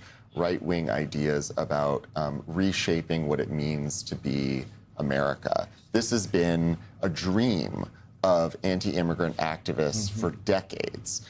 And, you know, in some ways, what got them to this point of having the case heard in the Supreme Court, you know, isn't so much a decision really, you know, about what the courts have done. It's, you know, Donald Trump deciding to empower those within the administration, Stephen Miller and others, who make this their life's work, to attack and undermine and exclude immigrant communities and mixed status families. And I think that you're right that Justice Alito's question, you know, sheds some light actually helpfully in terms of what this case is actually about. Because you hear a lot about, you know, who supposedly this executive order is targeting. But let's talk about the reality of who it's targeting. It's targeting people who have lived here for years or decades, on work visas, on student visas. Maybe they're on, long-term programs like a PhD. It's people who have lived here sometimes from their own childhood, DACA recipients, temporary protected status, people who are seeking asylum, protection in this country, and people who have just lived here for years, decades, building their families, contributing to their communities. Those are the families that are being attacked and targeted by this executive order and by so many other things that the administration is doing across the board. This is part of a much, much broader effort to try and reshape what it means to be an American, to reshape the demographics of this country. But I do think that fighting this particular fight is critical because this is the spear's point on that entire agenda. And if the administration were to succeed on this, it would be a radical change in what America means. I mean, a drastically radical change. Look, I think it's really important that people understand that this is not just about immigrants, because I think it's very easy for folks to hear this conversation about the 14th Amendment, see the arguments that happen today and say, well, that might be unfortunate for some of those people that weren't born here and we'll see what happens, but that doesn't have anything to do with me. That is not true. I don't think this effort is divorced from his birtherism. I mean, Donald Trump came to political prominence by questioning the citizenship, the ability of the first black president to serve.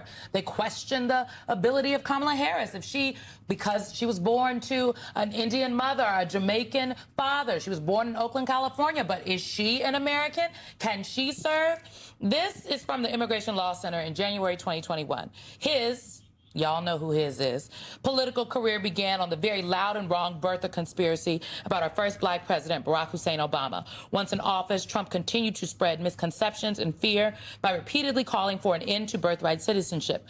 These efforts echo a long tradition of using citizenship as a gatekeeping tool, one that has always harmed black people first and worst. To advance his agenda and shield his intentions, Trump relies on racist tropes about anchor babies and so-called invasions, deliberately severing the constitutional right from black history and pretending that citizenship debates exist in a vacuum, detached from the racial injustices that shape the Constitution itself. Literally, the 13th, 14th, and 15th Amendments are the Reconstruction Amendments coming out of enslavement and the chattel slavery in this country. And they want us to believe that it is about this very little narrow thing over here.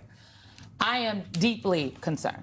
Yeah, and I think it was so profound that this is the case the president decided to show up in person for. He didn't show up for his tariff case or any other case that he cared about or purported to care about. He showed up on birthright citizenship, the case that could dismantle our very idea of a multiracial democracy. So for anyone who wants to believe he's de-escalating, they need to understand his anti-immigration, his mass deportation agenda has two parts. The first part is targeting people here without legal status. The second part is dismantling our idea of who gets to be an American by going after every step of the legal immigration system, including the Constitution. So that is part of it. We need to hold him fully accountable and not always point to his staffers, who he does. I mean, I agree, he fully empowers Stephen Miller, Tom Homan, but it is his choice, and he showed up in person for the most extreme case we've seen before the court in some time. So, I know we got to go, but I want to put one thing on the table because, Simone, you're right. But the other part of this is that they're looking at the browning of this country. And when you start leveling up, how should we say, baby bonuses for white women to have, 6 kids and national medals of motherhood, this is also about making sure, because black and brown babies are outpacing white babies. So all of this is in this soup that Donald Trump is stirring for this country. Y'all can either taste it and lap it up, or you can reject it, as I hope the Supreme Court does. The Great Replacement theory is born out of a racist, white supremacist ideology. There you go. And it was on full display today at the U.S. Supreme Court. Yes, clock it, Mr. Chairman. Andrea Flores, Cody Wolfsey, thank you both very, very much for getting us started. In just a moment, Senator Alex Padilla, a member of the Senate Judiciary Committee, will join us as we get breaking news from the New York Times about the fate of Attorney General Pam Bondi. Also ahead, more breaking news as House Speaker Mike Johnson has now indicated he's on board with the plan to end the partial government shutdown. You're watching The Weeknight.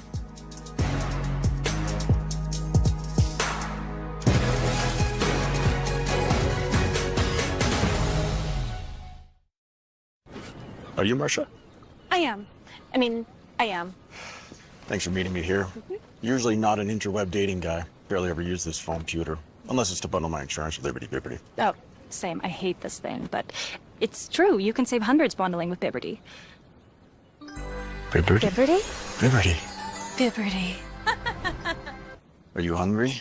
Let's get some lasagna. And some cannolis. Only pay for what you need. I thought people exaggerated about the pain from shingles. I was wrong. I learned that the hard way. But you don't have to. Talk to your healthcare provider today. New Skechers Aeroburst, running shoes that push the laws of aerodynamics. It all starts with Skechers Hyperburst technology, supercritical foam that gives Aeroburst unbelievable response and propulsion, plus a carbon-infused H-plate that returns more energy. Skechers Aeroburst. I'm Jamie, founder of Ring. Our latest invention, Retinal Vision. AI tuning delivers ultimate clarity for unmatched security. Protect your home like I do with Retinal Vision on new 4K cameras and doorbells from Ring. Shop now at ring.com. Your ED could be in your head, but for too long, outdated ED meds have been obsessed with your plumbing, giving no thought to the spark that starts in your brain way before anything even twitches. That's why we made Rougiette Ready, the first ED med that works on both brain and body, with sildenafil and tadalafil to help optimize your body's natural response, and apomorphine to complement that reaction in your brain. So don't just get a reaction, get ready. All the plants your yard needs, without the hassle. That's what FastGrowingTrees.com delivers. And every tree comes with our Alive and Thrive guarantee.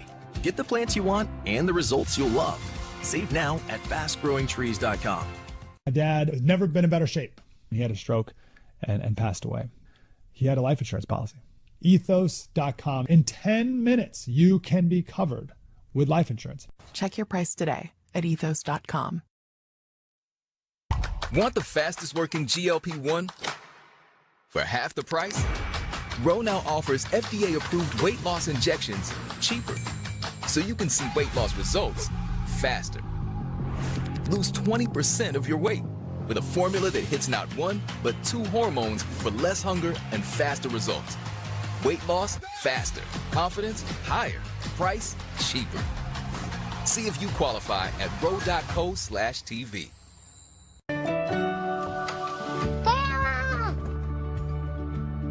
Still taking yours? Every day. Made to care for you every day. Nature Made, the #1 pharmacist recommended vitamin and supplement brand. AI can turn your lights on. Lights on. And drive your car. And even write your kid's essay. But AI ain't gonna fix your broken water line or pay for the big repair bill. Having a plan from HomeServe offers real solutions. And when a covered system breaks, we'll send a qualified contractor and pay for the repair. There's nothing artificial about the peace of mind you get with a plan from HomeServe. Getting one is quite intelligent. Plans from HomeServe start at just $4.99 a month. Call 1-833-812-1903 or visit homeserve.com. I love running a busy real estate office. Did anybody get back to Deborah Simmons yet? Anybody? What I don't love is trying to keep track of who talked to who and when. Good news, everyone. We're switching to Quo. Quo's business phone system transcribes and summarizes every conversation, making teamwork easy. Quo. No missed calls, no missed customers. Try for free today. Nice ride. He knows that's my bike, right?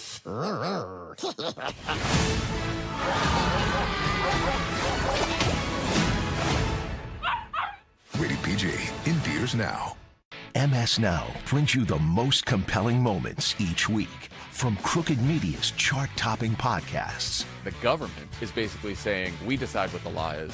Crooked on MS Now, Saturdays at 9. Breaking moments ago from the New York Times, Donald Trump has discussed firing Attorney General Pam Bondi in recent days as he grows frustrated with her leadership at the Justice Department and her handling of the Epstein files. That's according to 4 people familiar with the conversation. Now, the Times notes Trump has not made a final decision yet, but he has floated the idea of replacing Bondi with Lee Zeldin, the administrator of the EPA, according to these sources. Joining us now is Democratic Senator Alex Padilla of California. He is a member of the Senate Judiciary Committee and the former California Secretary of State. He was outside the court for today's arguments. You know, we know that this is a president who likes to float trial balloons and likes to relive his time on The Apprentice, where he brings people in and tells them that they've been fired. But I am struck in this reporting from the New York Times about his rationale, his complaints about Pam Bondi, specifically this idea that the department has not been sufficiently aggressive in going after his foes. Whether you do or do not like Pam Bondi, should that be the determinant of whether or not someone is good at running the Department of Justice? No, absolutely not, right? And underscores what he has done in unprecedented fashion. He has politicized and weaponized the Department of Justice, and she has been the point. She is the Attorney General. Ask James Comey and Letitia James what about the Department of Justice going after Trump's perceived political enemies. It's a long list. Others potential targets, including some of my colleagues. But in my opinion, she should never have been confirmed to begin with. Whether it's the Epstein files, another proof point, the letter she sent to Governor Walz in Minnesota saying, hey, we'll pull the ICE folks out of Minnesota, just turn over your voter rolls, right? That's the kind of Attorney General she's been, and coincidentally enough, right, we're here on the day of the argument at the Supreme Court on the 14th Amendment, which was one of the very specific questions I asked during her confirmation hearing that she either couldn't answer or wouldn't answer.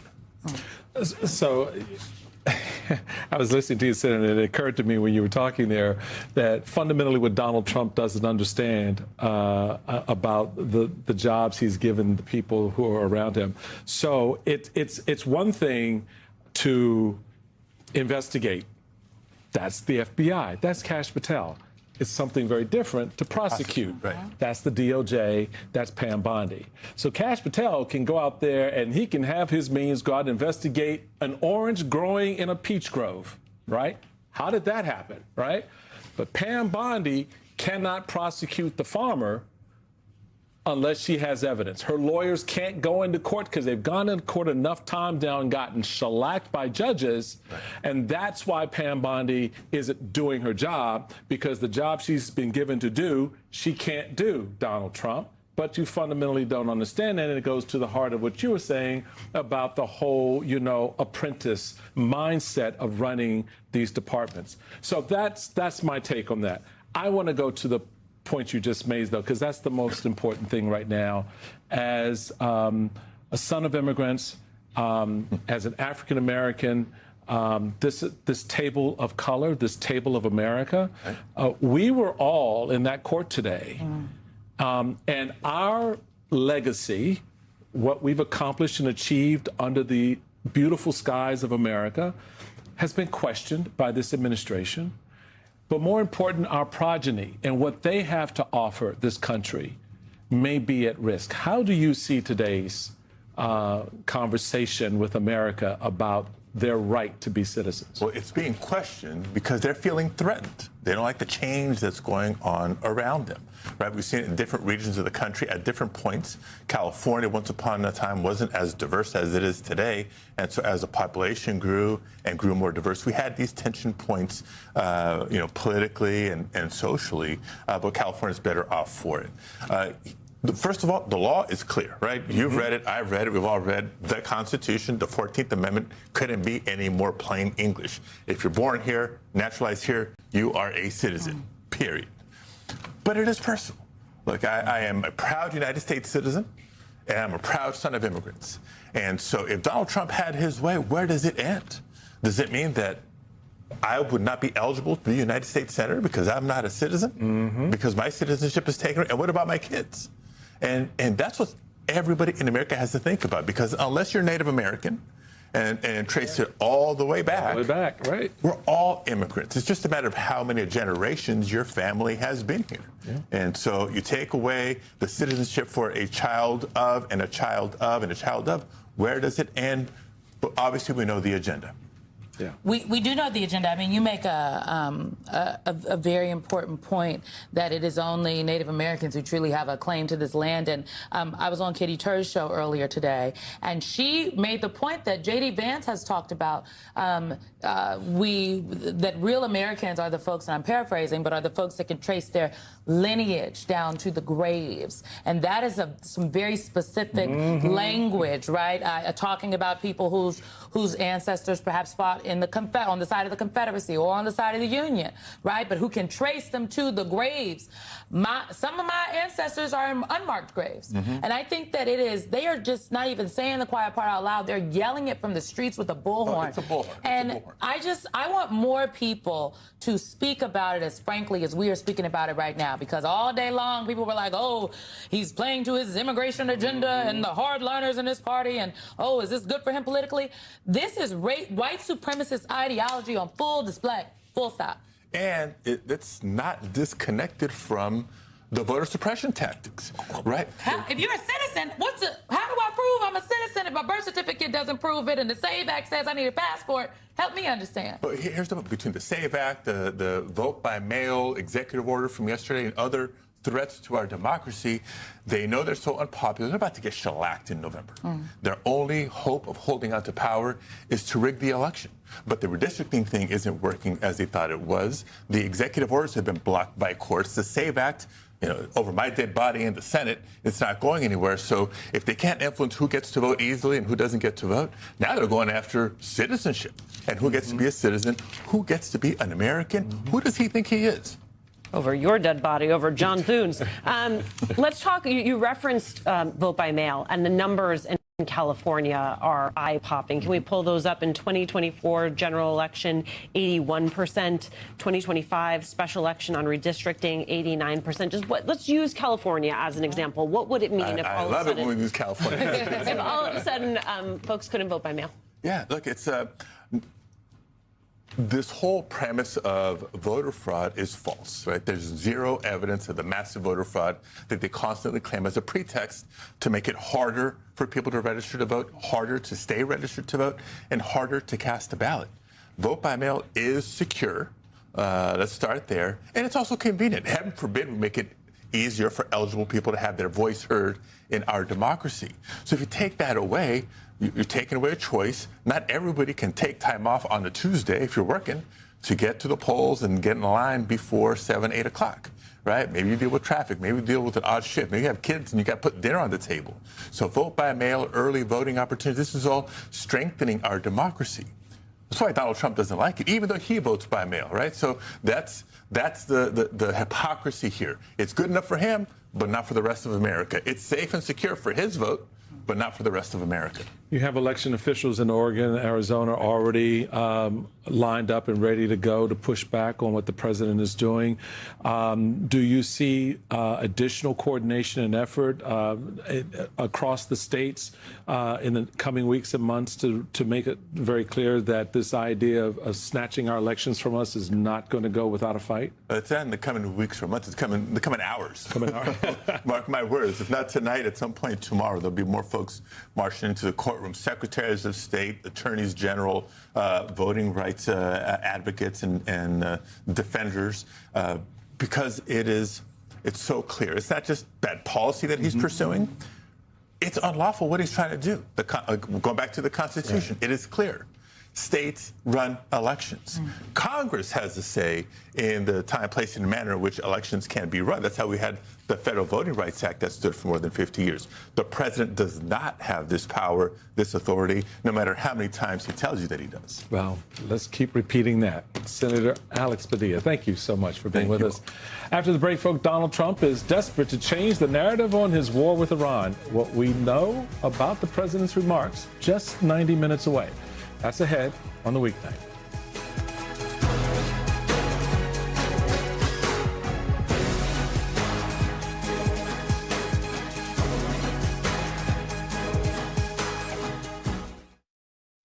Dry, tired, itchy, burning. My dry eye symptoms got worse over time. My eye doctor explained the root was inflammation. Xiidra was made for that, so relief is lasting. Xiidra treats the signs and symptoms of dry eye disease. Don't use if allergic to Xiidra and seek medical help if needed. Common side effects include eye irritation, discomfort, blurred vision, and unusual taste sensation. Don't touch container tip to your eye or any surface. Before using Xiidra, remove contact lenses and wait 15 minutes before reinserting. Dry eye over and over. It's time for Xiidra.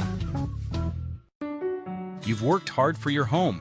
At Finance of America, we believe you deserve to let your home work for you. We've invested in our home. We've worked on it. We had a whole lot of equity just sitting there. For over 2 decades, Finance of America has helped homeowners 55 and up find a better way to unlock home equity with our personalized range of reverse mortgage options for almost anything you might need. Find out how you can eliminate your monthly mortgage payment and use the extra cash your way. Just eliminating the mortgage payment freed up a lot of cash for us. I don't have to worry about a mortgage payment every month. You deserve to use your home equity your way. That's why FOA has a range of loan options that go up to $4 million, so you can do your home renovations, supplement your cash flow, or take care of unexpected medical expenses and still live in your home. It's allowed us to be financially free to do some of the things that we wanted to do before, but couldn't. 95% of our customers would recommend Finance of America to a friend. With thousands of 5-star reviews and an A+ rating from the Better Business Bureau, you can count on Finance of America to help you create your next chapter. The fact that we're still in this home means so much. Finance of America is the better way to get the budget relief that allows you and your family to keep enjoying your lifestyle in your home. Call to get a free, no-obligation consultation with one of our experts and a free information kit, so you understand what to expect every step of the way. So don't wait. Find out what Finance of America could do for you today. Call 800-789-9860 or go to FOA.com right now. It's done everything for us that we hoped it would do for us. If you're 55 and up, call today, because when it comes to unlocking your home equity, there's a better way with FOA, Finance of America. Allergy congestion hits me hard. That's why I Navage. Navage flushes out allergens, mucus, and germs, even 99% of viruses, in just 30 seconds. Preferred by millions, trusted by doctors. There's only one Navage. What's better than the freshness of a just cleaned car? Having it every day. Febreze Car gives you scent control as it fights odors in the air, even those from fabrics, for just clean freshness for 40 days.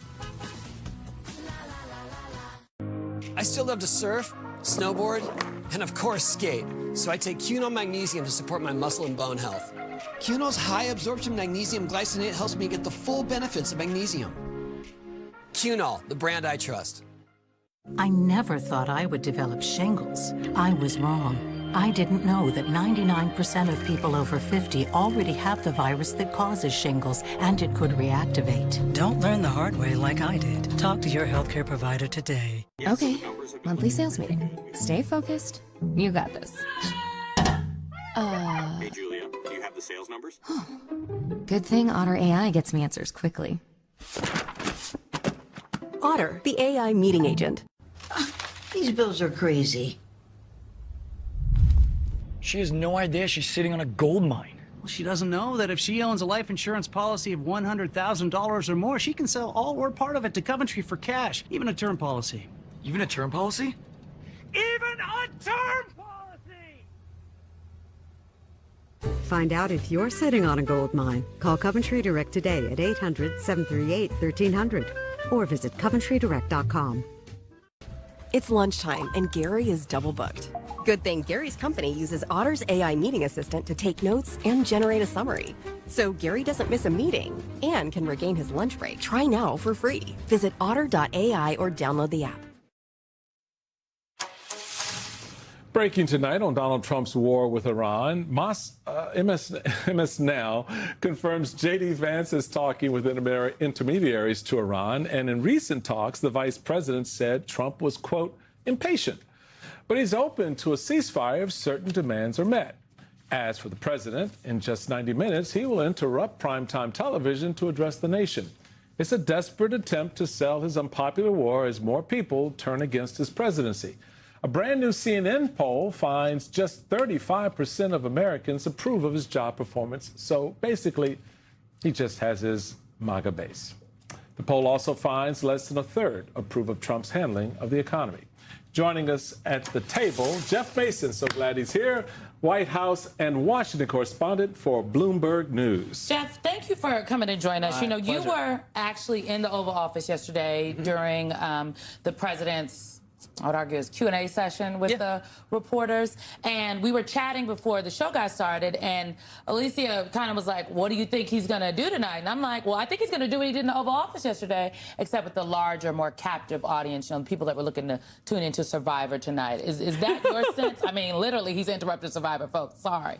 Is that your sense of what the White House messages from the president is going to be tonight? I think you're spot on. I mean, we even saw that with his State of the Union, right? He came and most of the themes that he talked about that night were themes that he had talked about before. He didn't make a whole lot of news. I'm not saying there won't be any news in his remarks tonight, but I do think it will be a review largely of the themes that he went over in the Oval Office yesterday in terms of a deadline, if we believe the deadline of 2 to 3 weeks for the conclusion of a war, and a little bit of a victory lap of what he thinks has gone well for the war and for the U.S. and Israeli side so far.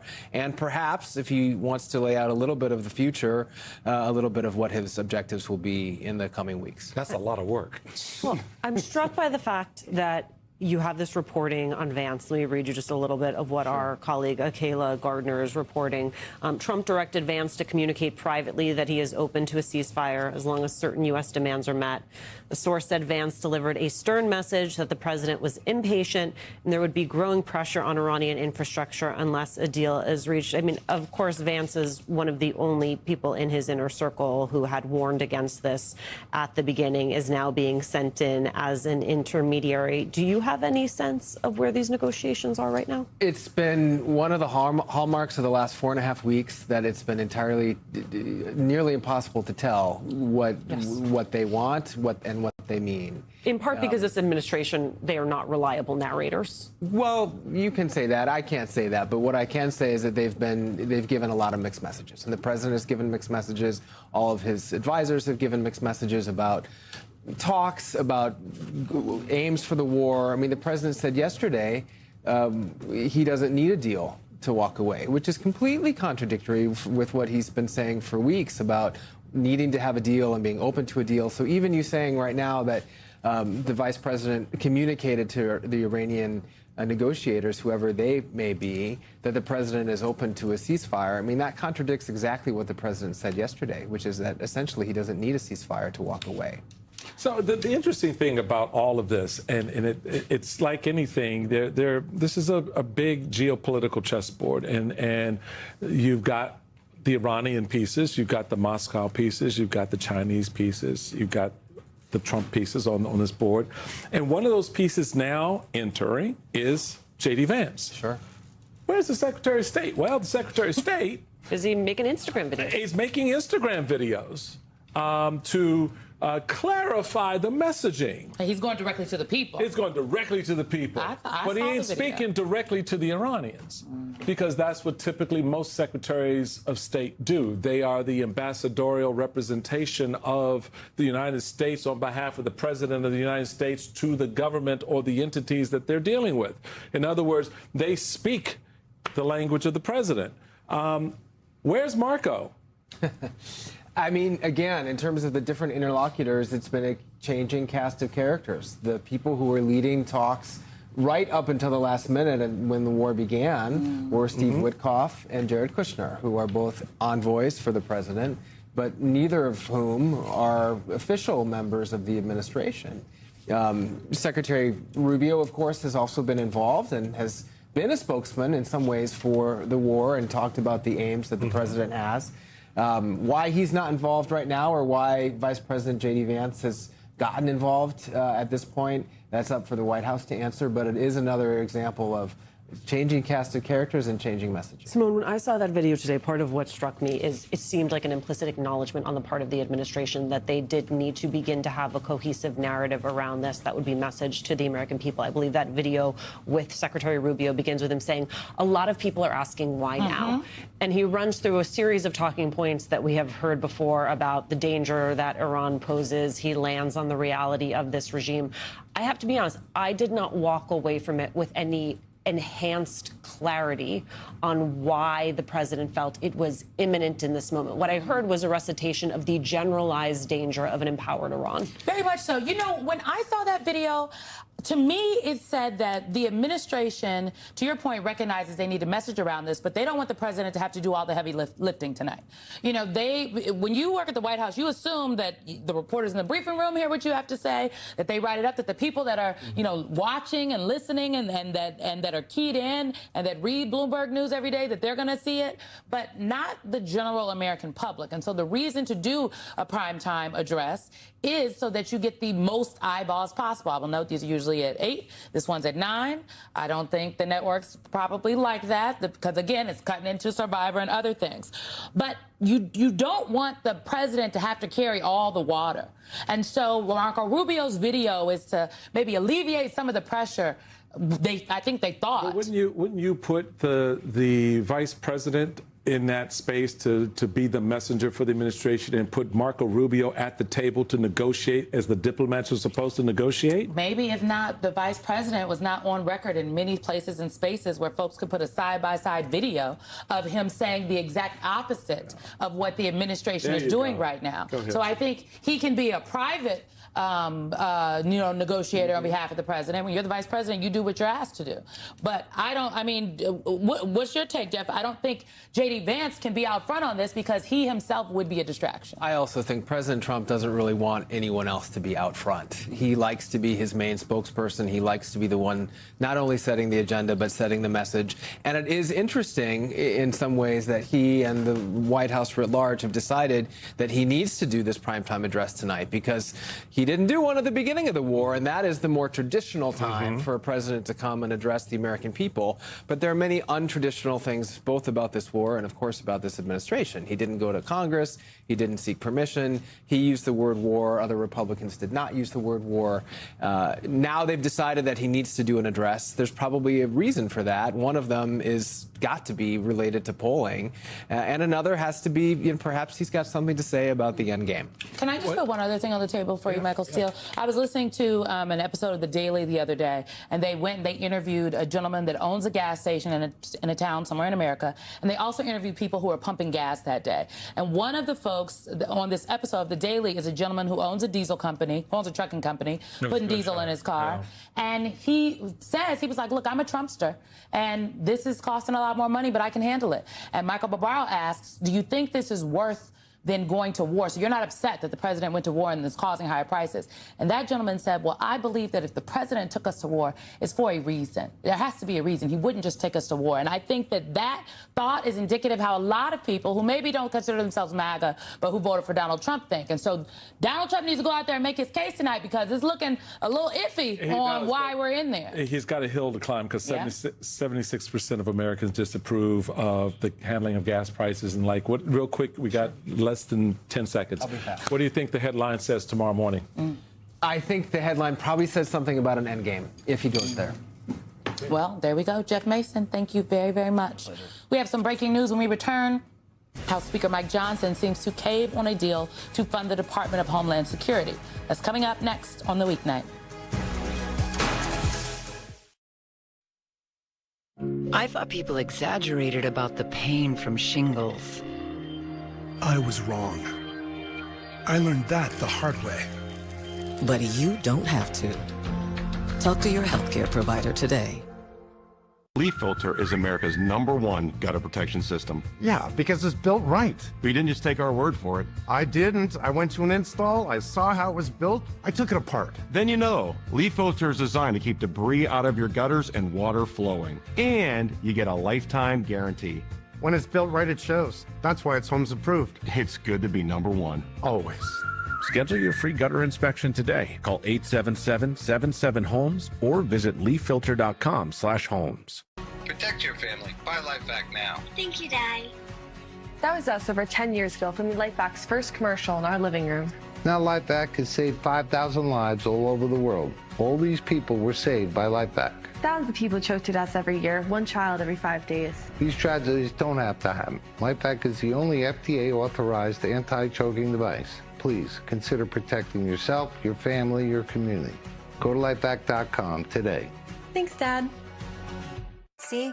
These dishes are still dirty. You need a detergent that cleans your dishes and your filter. Filter? Yep, my go-to is Cascade Platinum Plus. Only these action packs have double the Dawn, breaking down food residue, even on your filter. Cascade. I'm Boomer Esiason. My mom died from cancer. She was only 37 years old. And that's why having life insurance is so important to me. Ethos lets you get life insurance in minutes, 100% online, no medical exam. Check your price today at ethos.com. Whether you're a professional driver or just a fan, vehicle breakdowns are costly. It started tugging. The last thing I remember is just the engine cut out. I knew pretty quickly that I had a pretty severe issue on my hands. If your check engine light comes on tomorrow, the repair could easily cost thousands. Imagine me paying out of pocket $4,000 or $5,000. I was not ready to spend a few $1,000s. It was like almost a $6,000 job. But with Endurance, you could never pay out of pocket for a costly repair again. Plus, your rate stays the same no matter how many claims you file. I've had 5 claims for over $12,000. I've had 6 claims worth over $4,000. I've had 3 claims and saved over $3,700. I've had 2 claims for over $4,600, and my rate hasn't changed. Use any certified mechanic you want. Just bring your car in, and Endurance will pay them direct. All major parts are covered. What I like about Endurance, they don't play games, there's no middleman. They're a solid company. With Endurance, your car repair costs go way down, while your car's life expectancy goes way up, allowing you to drive more and pay less. Something is going to break down. Make Endurance pay for it. They covered a $14,000 engine replacement. So, who's going to pay for your next car repair?